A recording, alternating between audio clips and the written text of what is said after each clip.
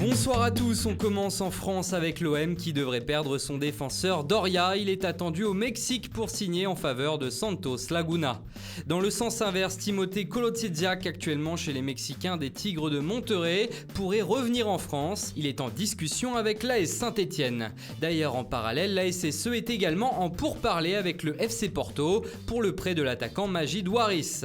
Le Stade Rennais, de son côté, devrait vendre son défenseur formé au club, Joris Gnagnon. Il est sur le départ au FC Séville contre la belle somme de 15 millions d'euros. À l'étranger, c'est la Juventus qui enflamme le marché. L'arrivée de Cristiano Ronaldo au club a créé un véritable raz-de-marée et d'autres stars mondiales pourraient suivre le mouvement. On parle notamment du champion du monde français Paul Pogba qui pourrait signer un étonnant comeback, du Parisien Adrien Rabiot également courtisé par le Barça et du Serbe de la Lazio Milinkovic-Savic suivi depuis de nombreux mois par les Turinois. D'ailleurs, le club de Turin pourrait s'en remettre à l'agent Jorge Mendes pour essayer de débloquer la situation.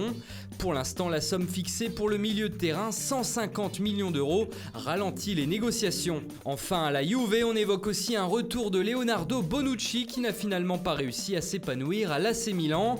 Pour rappel, le PSG est également sur le coup pour récupérer le défenseur italien, même si, petite parenthèse, on parle plutôt en ce moment du défenseur du Bayern Munich, Jérôme Boateng, pour Paris.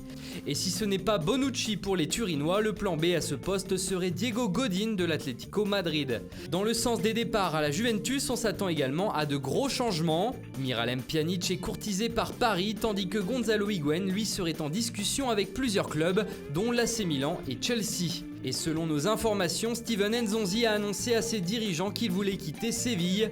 Des contacts ont eu lieu avec Arsenal. Le champion du monde est aussi séduit par le PSG.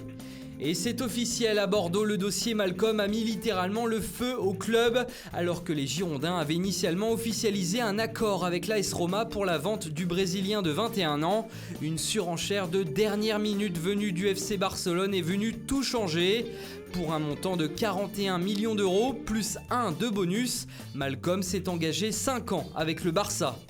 À Montpellier, on a signé l'attaquant toulousain Andy Delors pour un prêt avec option d'achat.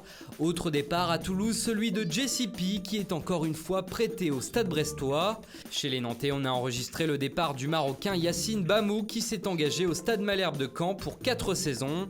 Au Stade Rennais, c'est Clément Grenier qui débarque en provenance de Guingamp. L'ancien Lyonnais a signé un contrat de 3 ans. Au FC Metz, le gardien de but Paul Delcroix arrive en provenance de Lorient. Il a signé 1 an.